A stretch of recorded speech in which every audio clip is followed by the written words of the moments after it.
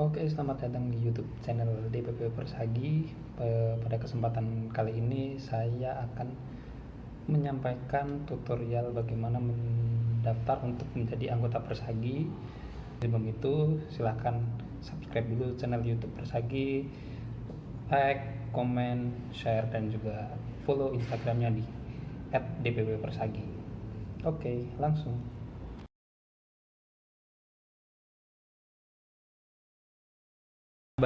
Masih banyaknya orang-orang yang nanya, Mas, kalau mau bikin KTA syaratnya apa, Mas? Mas, cara bikin KTA gimana, Mas? Mas. Nah, daripada jawab satu persatu, mending langsung aja kita bikin tutorialnya video biar bisa ditiru buat teman-teman semua secara langsung. Nah, sebelum masuk ke tutorial dan prosedurnya, di sini saya mau menyampaikan dulu. Jadi KTA itu ada telah diatur di ADART Persagi periode 2019-2024 dengan yang tercantum di sana yaitu persyaratan untuk diterima menjadi anggota biasa sebagai berikut. 1. Pendidikan Diploma 3, Sarjana Gizi, Sarjana Terapan Gizi, dan Pasca Sarjana Gizi.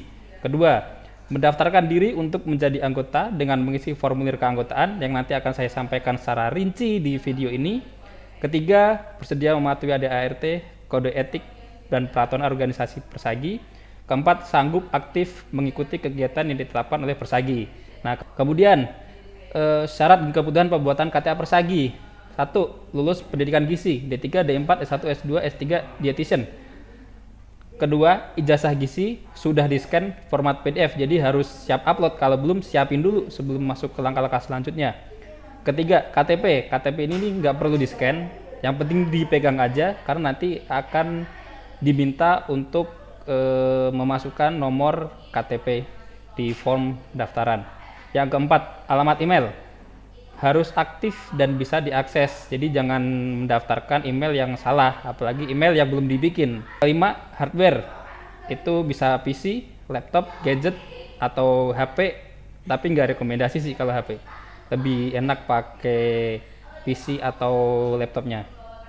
Keenam, koneksi internet stabil, lancar. Jangan yang putus-putus. Nanti kalau sudah paham tentang syarat dan kebutuhannya, kalau udah persiapkan bisa langsung saja ke langkah berikutnya. Masuk ke alamat www.persagi.org. Kemudian, nah di sini di bawah di sebelah kanan ini ada menu khusus yang tulisannya registrasi anggota. Nah ini diklik, tek, nanti akan dibawa ke halaman formulir registrasi seperti ini. Nah itu salah satu langkah yang bisa digunakan. Nah, langkah lainnya adalah dengan cara masuk ke www.persaginew.cpdnakes.org. Enter. Nah, di sini ada login box seperti di layar seperti ini. Kalau sudah, klik member registration karena sudah pasti dong kalau belum mendaftar, belum punya user ID dan password. Iya dong. Nah, kalau .org atau www.persaginew.cpdnakes.org. Oke, pakai salah satunya aja karena sama nanti hasilnya outputnya. Nah, di sini ada registration formnya. Yang pertama diminta untuk menuliskan nama lengkap tanpa gelar. Misalnya di sini namanya Putri Haryanto misalnya. Nah, nomor KTP tadi saya bilang itu KTP harus disiapkan, itu ditujukan untuk di bagian ini. Jadi di kolom KTP ini diisi nomor KTP-nya. Saya ambil contoh misalnya ini contoh aja jangan ditiru ya. Angka sesuai dengan nomor KTP. Misalnya tempat lahir, misalnya Jakarta. Nah, ini buat teman-teman nanti diisi dengan data yang sebenarnya ya. Tanggal lahirnya misalnya 19 Agustus tahun 2000, jangan 2000 dong, belum lulus dong kalau tahun 2000. 95. Nah, di sini banyak terjadi kesalahan di mana tanggal lahirnya itu belum diganti. Jadi misalnya waktu daftar sekarang masih 2020, yang mana nanti akan berpengaruh di pengkodean nomor anggota persaginya. Kelamin di sini ada pria, ada wanita. Pilih salah satu karena namanya Putri. Ini contoh tadi saya pakai nama wanita. Agama bisa diisi, misalnya Islam. Kemudian gelar depan. Nah, gelar depan ini kalau nggak ada dikosongin aja. Jadi misalnya lulus D3 nih, lulus D3 itu kan udah pasti nggak ada gelar depannya ya, karena biasanya gelar depan itu ada prof, doktor, insinyur gitu. Nah ini dikosongin aja kalau misalnya D3. Terus di belakangnya itu baru ditulis misalnya gelarnya AMG, ditulis AMG. Jangan dipanjangin, soalnya banyak yang isinya jadi gelar belakangnya ahli media gizi itu jangan. Jadi singkatannya aja AMG. Alamat tinggal di sini alamat diisi misalnya Jalan Teratai nomor 31 misalnya. Nah, kotanya diisi Jakarta Selatan misalnya. Kode posnya berapa? 12120. Teleponnya misalnya 07656668. Ini random aja dulu buat contoh. Kemudian mobile phone-nya itu misalnya diisi 0810000000. Nah, jenis keanggotaan ini harus diisi. Jadi saya mau menyampaikan di awal, yang ada tanda bintangnya seperti ini itu harus diisi, jangan sampai kosong. Pertama, jenis tenaga gizi itu harus diisi teknisi dietitian, nutrisionis, dietitian. Ya sudah pasti udah pada tahu ya ini masing-masingnya. Teknisi dietitian itu untuk siapa, nutrisionis untuk siapa, dietitian untuk siapa. Nah, di sini sambil contoh pilih teknisi dietitian. Kemudian anggota daerah ini harus diisi sesuai dengan domisili atau yang tertera di KTP, atau kalau kita menyarankan di area yang lebih sering diakses, jadi untuk kegiatan-kegiatannya itu agar lebih aktif di daerah tersebut. Saya ambil contoh karena tadi Jakarta Selatan, ambil DKI Jakarta. Untuk cabangnya daerah itu adalah DPD, anggota cabang itu adalah DPC, di mana ini nanti juga akan berpengaruh ke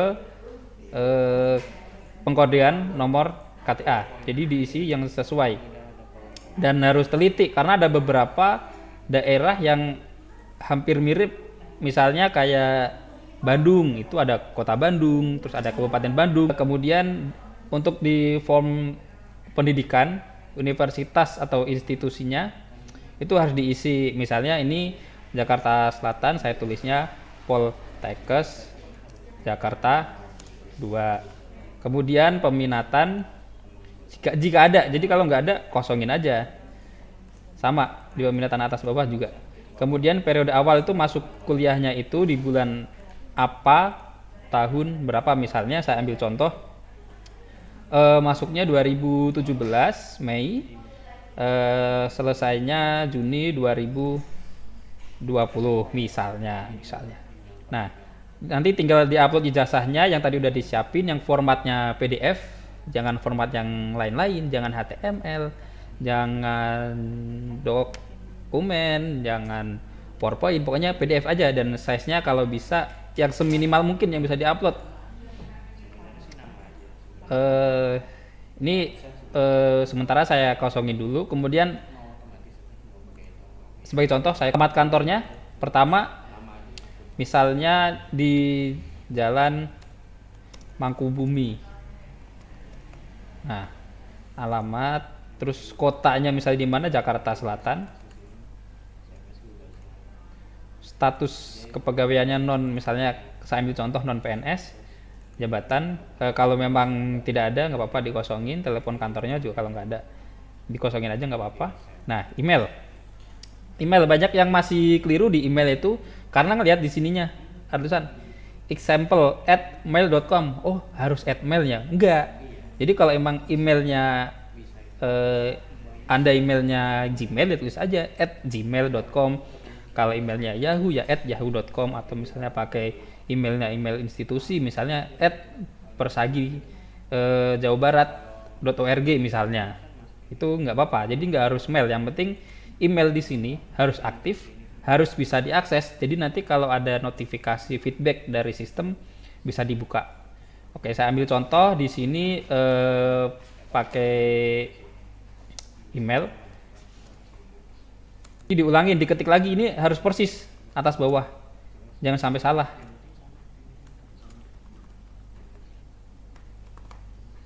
Nah, nanti didaftarkan.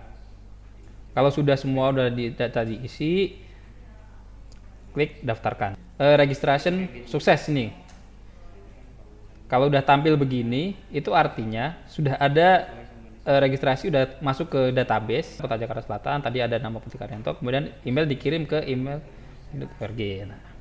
Nah, di emailnya apakah ada notifikasi email seperti ini? Nah, nanti akan muncul email, ada dua, satu dari sistem Persagi new.cpdnakes.org atau dari Bank BNI atau dua-duanya. Gitu. Seperti ini, ada info nomor VA, ada kode tagihan, ada nama tadi yang didaftarkan, ada alamat email, ada telepon, total tagihan, keterangan, dan tanggal jatuh tempo. Tanggal jatuh tempo ini harus diperhatikan karena saya cuma dapat satu email dari sistem aja, dari sistem Persagi, tapi BNI-nya nggak dapat. Itu gimana?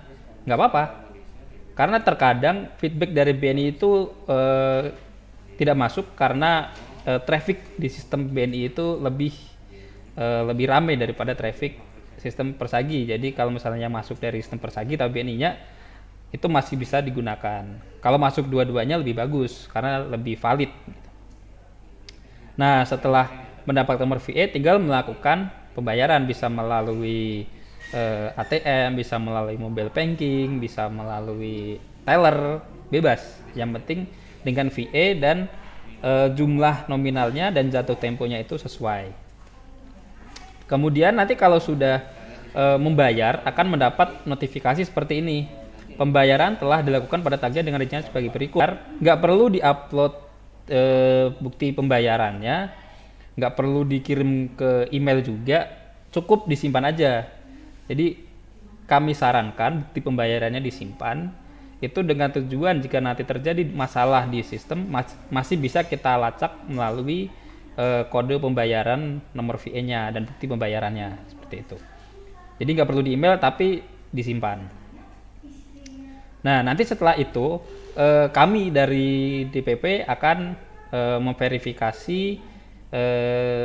pembayaran tersebut. Kemudian kalau sudah kita verifikasi, akan kami kirimkan user ID dan password ke email masing-masing. Jadi akan ada notif seperti ini.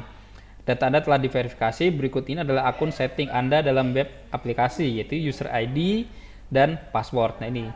Nah, kalau Anda udah terima user ID dan password, artinya proses untuk pendaftaran sudah selesai dan Anda sudah bisa sudah sah menjadi anggota Persagi.